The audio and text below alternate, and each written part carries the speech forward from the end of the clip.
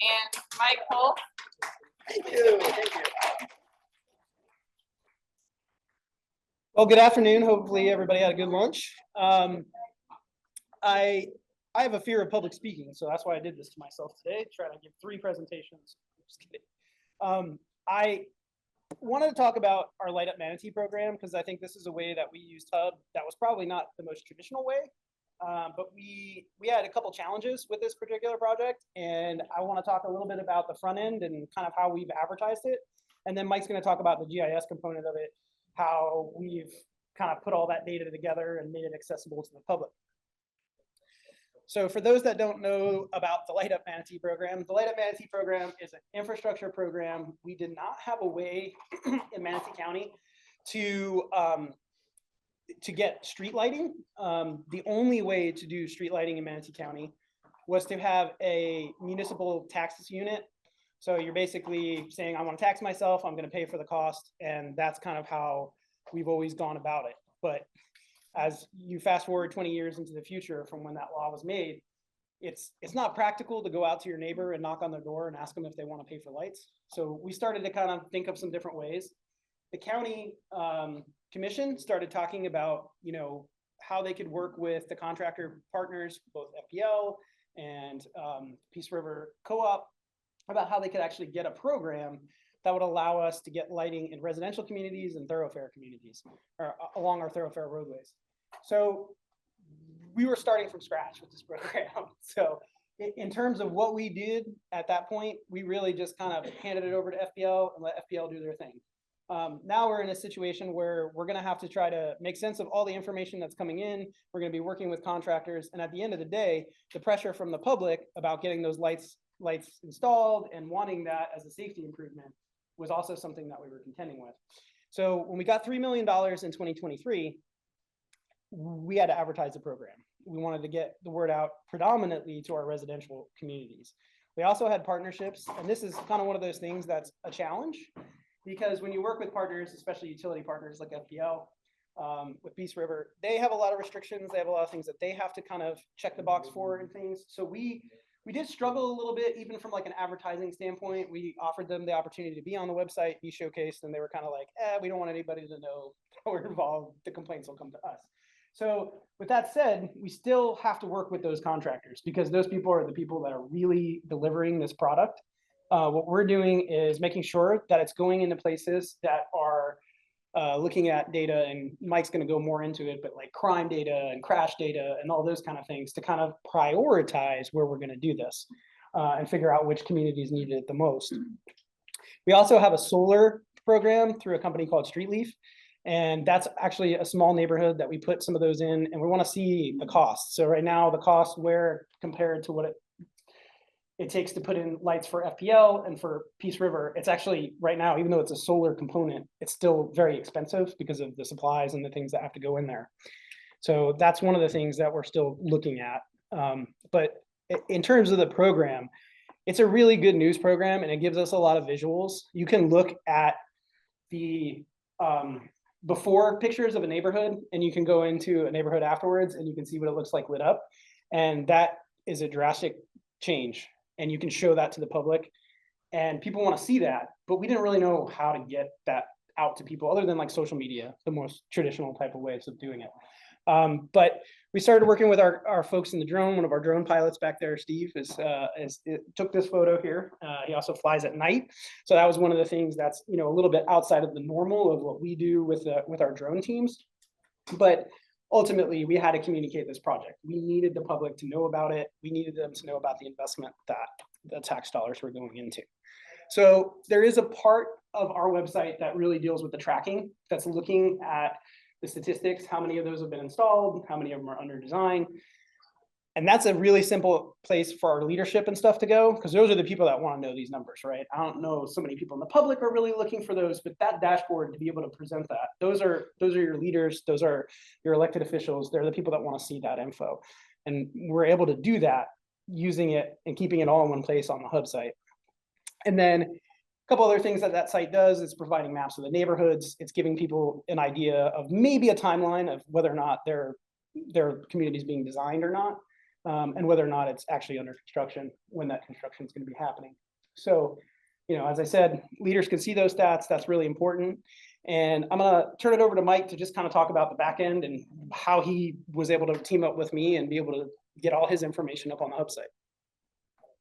Thanks, Ogden.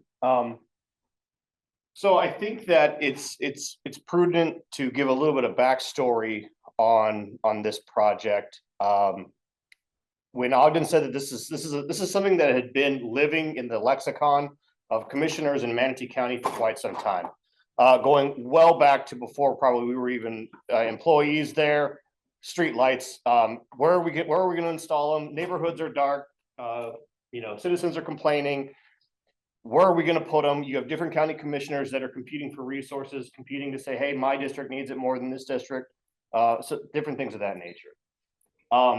When you come to a problem like this, and it's a matter of how do you prioritize.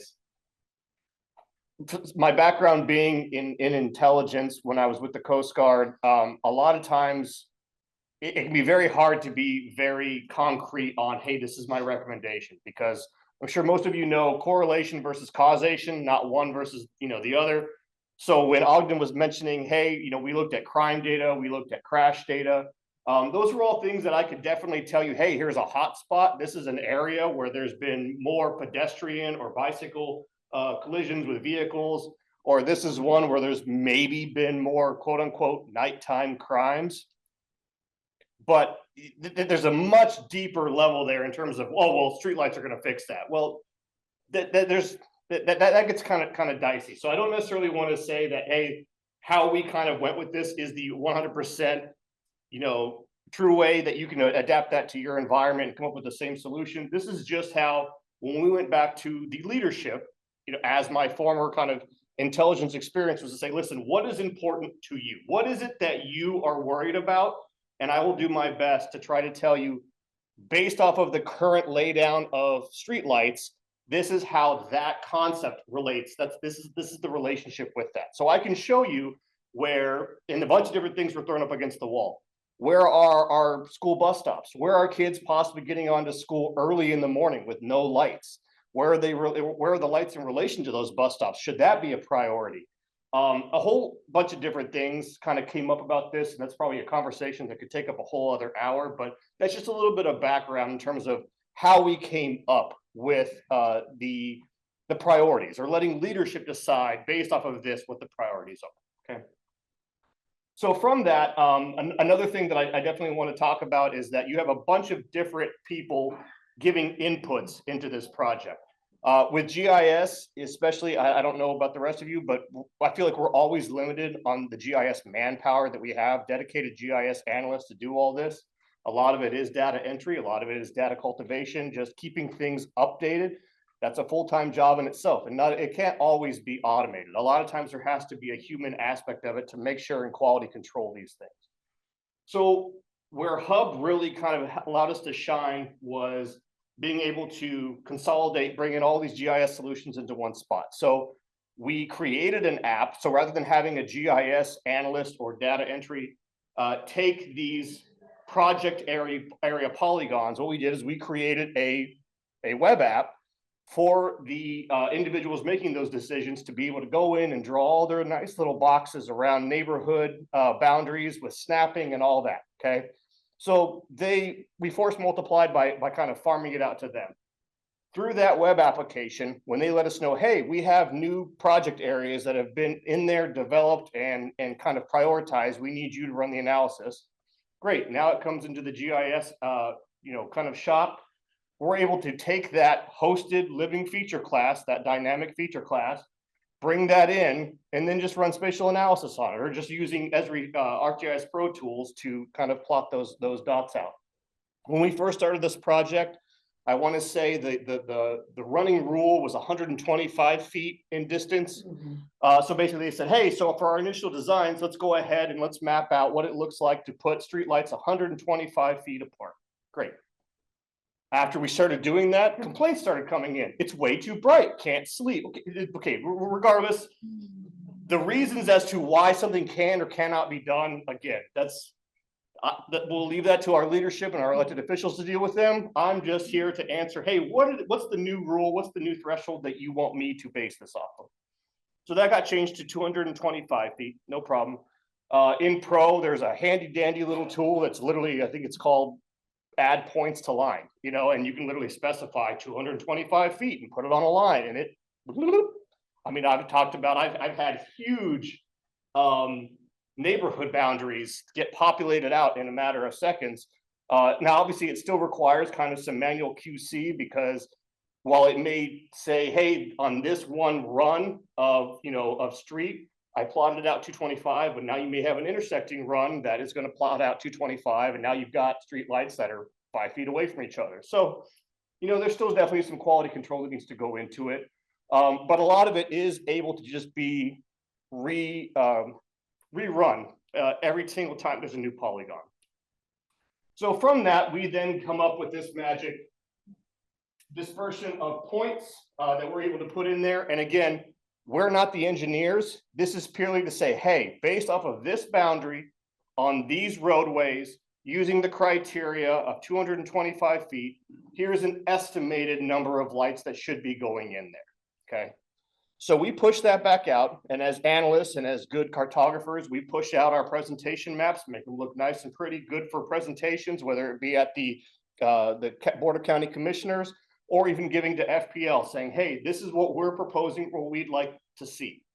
Then it goes down to the engineers going through and saying, great, you plotted out a light that's literally on top of somebody's house, you know, or this light is not going to be doable because any number of reasons, right? We're just putting dots on a map at a spatial distance. It's up to the engineers to say, hey, we actually already have existing infrastructure there that we can add it in. It just needs to be 10 feet down. Great. But what this does is at the very least, it's a very quick green, amber, red way to show the public, this is what's going on. These are areas that have been mapped out. This is what's being prioritized. This is what's in design. And then coming in here, this is kind of what the laydown is. Now, I will say, based off of just learned feedback, be very careful, because even though in your mind, it's, hey, we're putting out kind of a proposal, or this is just a rough sketch, the public does not care. The public thinks that whatever is there is where that light's going to be. So get ready. And if you're not answering those phone calls or those complaints, somebody else is, and you're going to hear it from them. So just be ready for that. The other problem is when you put information out there, and it's one of our frustrations, and I'm certainly not bad mouthing our partners. It's just that you become dependent on them to a point where it's like, listen, you're putting a lot of your name and brand in their hands. When we give the proposals to FPL and they kick back with, all right, here's now our designs, but maybe those aren't digitized, geocoded, or meant for a GIS kind of adaptation. Now it's up to us to go through and plot out and actually geocode those points, X, Y's, whatever it might be, to update that map. Because as of right now, that might be my proposal, but once it goes into construction, if I'm still using those proposed points, it's sending mixed signals to the public, and it just doesn't look good. It looks kind of incomplete and frankly kind of lazy. So that's a problem that we've been constantly trying to face. It does take a lot of extra work on our part, or just understanding that, hey, you are going to be reliant on the engineers or on your partners to get information back to you, and it could be on their own schedule and at their whim. So that can kind of raise some problems. But really, it is what it is. That, as you can see there, we have some different symbolization scales. So as you kind of scroll in, you're able to see the lights as they plot out. Everything is living dynamically. So as we update an attribute for each one of those projects, basically going from design to under construction to completion, it changes the color, updates on the map. And then that previous slide that actually showed a lot of those metric widgets, that's dynamically attached to it too. That's the great thing about Hub, is that you can put in info kind of widgets and tie them directly into existing hosted data layers. So not a whole lot of going through and readjusting everything. It's a one-stop shop, and then it populates through all your dependencies. That was the GIS process. I just didn't hit the slide. Yeah. Yeah, I think we're just about up. I talked a lot. Any questions? Sure. Something I found out when I moved into a new house is I was already like had a light across the street and they started charging me for that. Ah. Is that something work with your utility providers that, you know? So, can- so the cost, announcement? it's kind of funny because like odds are that light was probably put in, like you said, before you moved in, and whoever maybe requested that light might have actually put it onto their tax roll. So typically with that situation, most people would find out about it when they're buying the house, but with all of these lights, there's no cost associated to the homeowner. So that's the biggest probably takeaway that I left out when I was first talking about it.